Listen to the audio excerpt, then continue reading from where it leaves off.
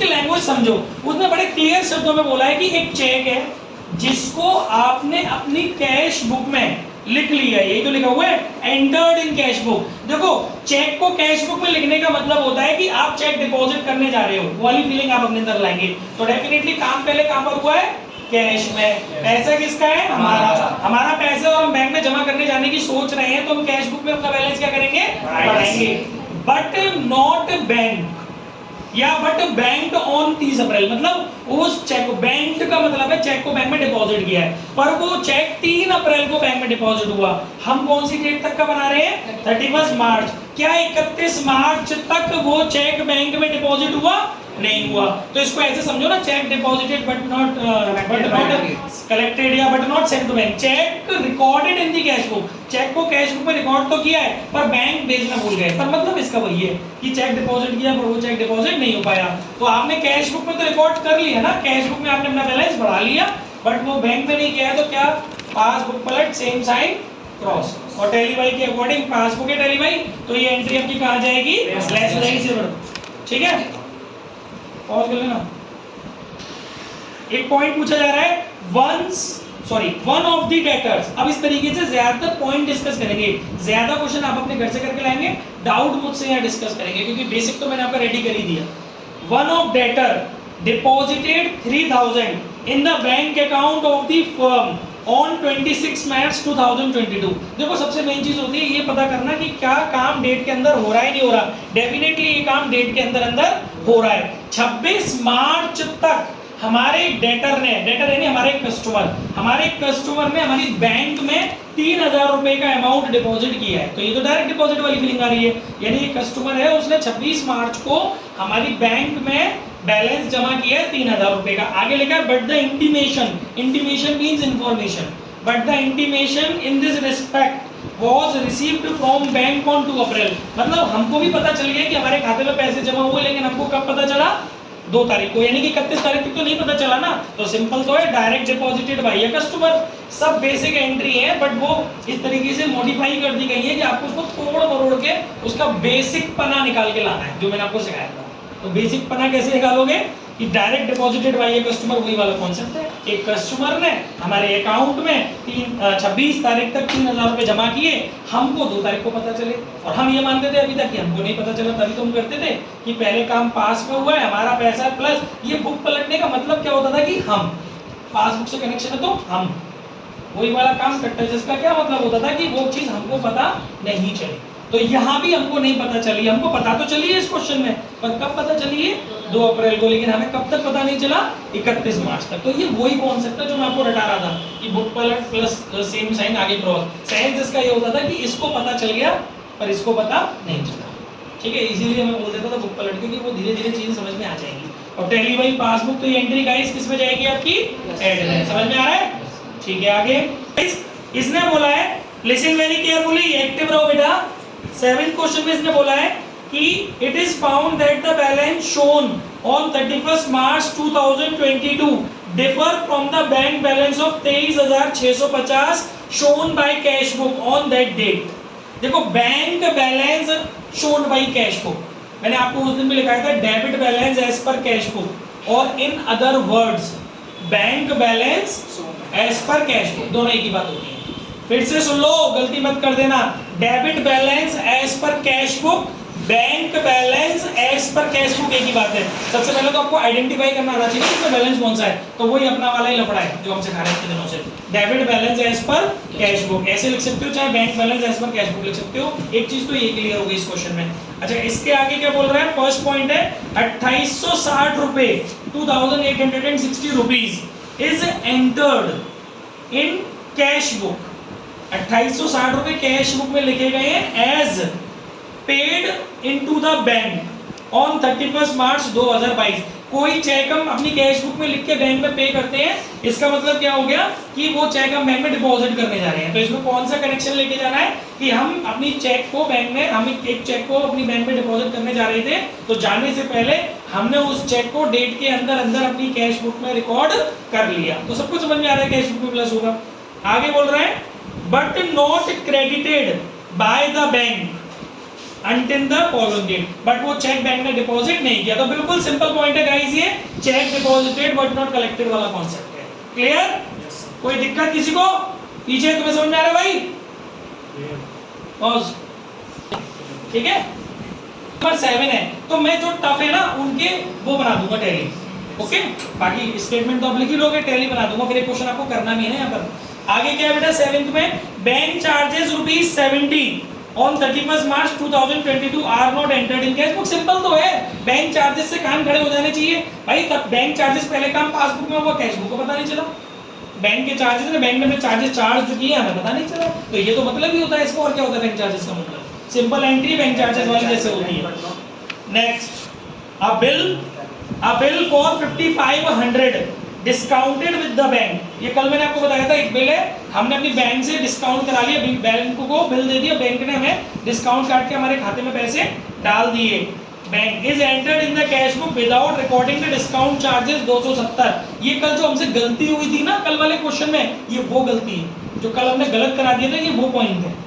हमें एक 5500 रुपए का चेक है, एक बिल है, सॉरी 5500 रुपीज का एक बिल है, मुझे अपने डेटर से पैसे लेने थे, डेटर ने मुझे पैसे नहीं दिए, डेटर ने मुझे बिल पकड़ा दिया कि सर कुछ दिन बाद आप पैसे ले लेना। तो मैंने क्या करा, उस बिल को अपनी बैंक से डिस्काउंट करा लिया। मतलब मैंने क्या किया, वो बिल अपनी बैंक को दे दिया और वहां से बैंक से कह दिया कि बैंक 270 रुपए काट करके मेरे खाते में पैसे डाल दो।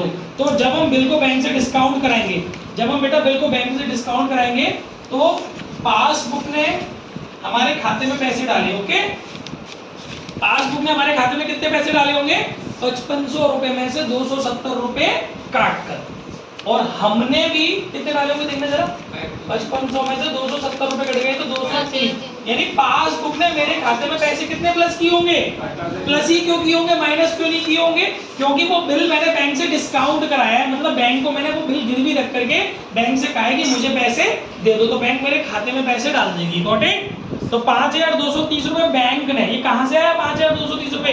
5500 में से 270 रुपए लेस करके जो 5230 का अमाउंट है वो पैसे बैंक ने हमारे अकाउंट में डाल दिए। लेकिन हमने जल्दबाजी में क्या किया है, वहां क्लियरली लिखा हुआ है कि is entered in the cash book without recording the discount charges. मतलब हमने फुल अमाउंट अपनी कैश बुक में लिख दिया। इस बार हमने भी लिख दिया है, इसमें बुक उलटने वाला कॉन्सेप्ट नहीं है, पहले समझना पड़ेगा।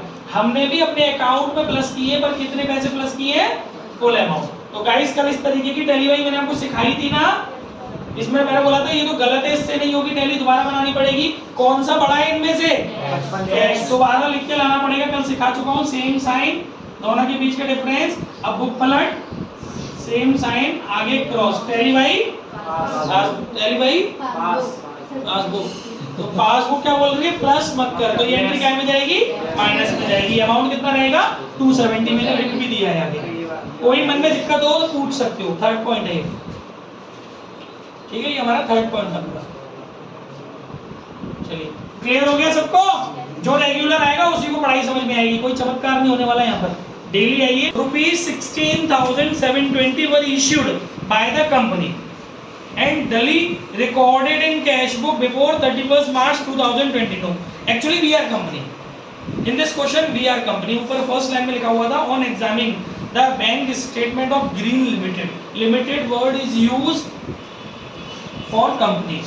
तो ये जो लिमिटेड इट मींस कि हम लोग कंपनी है। तो हमने किसी को चेक इश्यू किए हैं, साफ साफ लिखा हुआ है चेक टोटलिंग 16,720। कुछ चेक हैं जिनका टोटल कितना है? 16,720 रुपए। वो चेक हमने क्या किए हैं? इश्यू किए हैं। तो आपको पता है चेक इश्यू करने में कोई दिक्कत नहीं है, हमने चेक इश्यू किया है, ठीक है, और हमने उसे अपनी कैश बुक में भी रिकॉर्ड कर लिया। आगे, but not had been presented at bank for payment until the date, until after the date. मतलब वो चेक बैंक में प्रेजेंट नहीं हुआ। तो कितना तो सिंपल है, cheque issued but not presented, रोज जो करा रहा हूं वही कॉन्सेप्ट है, कर लेना। क्लियर? बस कॉन्सेप्ट को समझना सीखो। बड़े बड़े टफ क्वेश्चंस, टफ कॉन्सेप्ट्स को तोड़ के अपने वाले जो मैंने बेसिक पॉइंट डे 1 पे सिखाए थे उनमें तब्दील करना है, होना सब ऐसे ही है। Next, fifth point, on 25 March 2022 a debtor paid 1000 into company's bank। Guys मेरी बैंक में, कंपनीज बैंक यानी मेरी बैंक में, एक मेरे डेटर ने मेरी बैंक में इन सेटलमेंट ऑफ हिज अकाउंट, एक मेरे डेटर ने मेरे अकाउंट में 1000 रुपीज डायरेक्ट डिपॉजिट किए हैं डेट के अंदर अंदर। आगे लिखा है but no entry was made in cash book. Guys नहीं होती ना, एक तरफ होती दूसरी तरफ नहीं होती, तभी तो बीआरएस बन रहा है। Why BRS prepared? Because there are difference due to some reasons in between the balances of cash book and passbook, that's why we have to prepare BRS। तो एक जगह हो रहा है, what is the reason of difference कि एक जगह काम हो रहा है दूसरी जगह नहीं हो रहा, और दूसरी जगह क्यों नहीं हो रहा? बिकॉज दूसरी जगह इंफॉर्मेशन नहीं पहुंच रही टाइम तक। कोई काम मेरी बैंक में हो रहा है, कैश बुक को पता नहीं चल रहा, या कोई काम कैश बुक में हो रहा है पर वो बैंक में नहीं हो पा रहा है। इसी वजह से तो डिफरेंस आ रहे हैं बैलेंसेस में दोनों बुक्स में, इसी वजह से तो बीआरएस बन रहा है। तो इतने पागल से क्यों हो जाते हो लास्ट के फ्रेज को पढ़ के कि but no information recorded into cash book, या इस तरीके से कोई इन्फॉर्मेशन नहीं पता चली, वो तो हो ही रहा है ना। ठीक है, तो ये सिंपल एंट्री है कि एक कस्टमर ने डायरेक्ट हमारे अकाउंट में पैसे डिपॉजिट किए हैं पर हमें वो इन्फॉर्मेशन नहीं मिली है, तो सिंपल पास में प्लस, पासबुक में प्लस होएगा। कोई कस्टमर, क्योंकि ये काम पहले बैंक में हुआ है, सृष्टि आपको समझ में आ रहा है वैसे यहाँ कर रहे हो? इतने सारे लोगों को देख के हाँ तो नहीं कर रहे हो? कोई चीज नहीं आ रही है अपने आप पूछनी है, अपनी जिम्मेदारी है। ये रिकॉर्डिंग और वीडियो इन सब का मतलब ये नहीं है कि मैं प्लस पासबुक में प्लस कैश बुक में प्लस किया नहीं किया, उस हिसाब से आप टैली बना लेंगे। डायरेक्ट डिपॉजिटेड वाला कॉन्सेप्ट है। ओके गाइस, कोई दिक्कत हो तो पूछ लो भाई किसी को भी। Next, no entry, listen very carefully, no entry has been made in the cash book to record the dishonor on 15 March 2022 of a check of 4 rupees 550 received from Ram बाबू। भैया कल वाला ही तो पॉइंट है, राम बाबू को एक चेक था, राम बाबू का हमारे पास, हमने उसे अपनी बैंक में डिपॉजिट किया था, वो चेक हमने डिपॉजिट किया था या डिस्काउंट कराया था बैंक से, वो चेक हो गया डिसऑनर्ड। तो कल नहीं कराया था मैंने डिसऑनर्ड वाला कॉन्सेप्ट, एग्जैक्टली वही कॉन्सेप्ट है। जब हमारा चेक बैंक में डिपॉजिट हुआ था उसकी एंट्री नहीं होनी है, वो डिपॉजिटेड चेक जो है वो क्या हो गया, बैंक से डिसऑनर्ड हो गया। तो चेक डिसऑनर्ड होने में तुरंत क्या होता है, पहले काम किसमें हो रहा है, कैश बुक में कि पासबुक में? पासबुक में। पासबुक क्या करेगी, हमारा बैलेंस बढ़ाएगी घटाएगी? डिसऑनर होने पर घटाएगी, क्योंकि डिसऑनर का मतलब होता है कि जब, देखो फिर से समझ लो, कल भी बताया था आज फिर बता रहा हूँ। सपोज मान के चलो ये है राम बाबू, इस राम बाबू से मुझे पैसे चाहिए थे, ओए राम बाबू चल वे पैसे दे 550 रुपए। इस राम बाबू को मैंने झूठ दिया, दे 550 रुपए। इसने क्या करा, मुझे दे दिए एक चेक। मैंने वो चेक, मैंने कहा क्या करूँ उस चेक का? इन्हें की सर जी 2 दिन बाद पैसे मिल जाएंगे, कोई टेंशन ले लो, चेक ले जाओ सबूत के तौर पे, 2 दिन बाद लगा देना अपनी बैंक में। ठीक है, या इन्हें की सर आज की डेट डली ले जाओ, तो लगा दो, निकल जाएंगे पैसे, 2 दिन में आपके खाते में पहुंच जाते पैसे।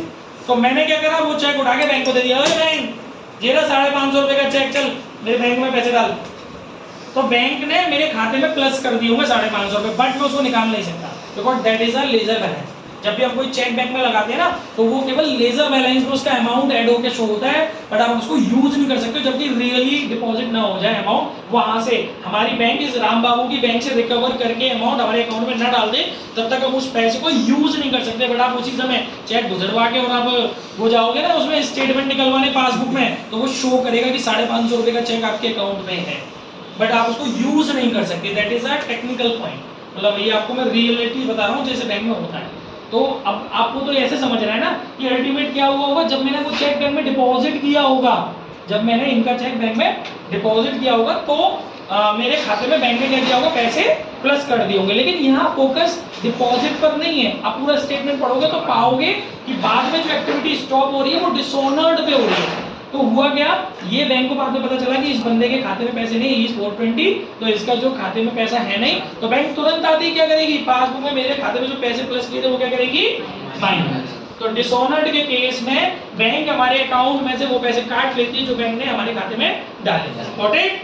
पास में हो गया माइनस, और हमें तो पता चलता ही नहीं है, इसलिए बुक पलट सेम बाकी देखेंगे तुम पासबुक माइनस। इसको मैं छोड़ वाला एग्जाम्पल, ठीक है, तो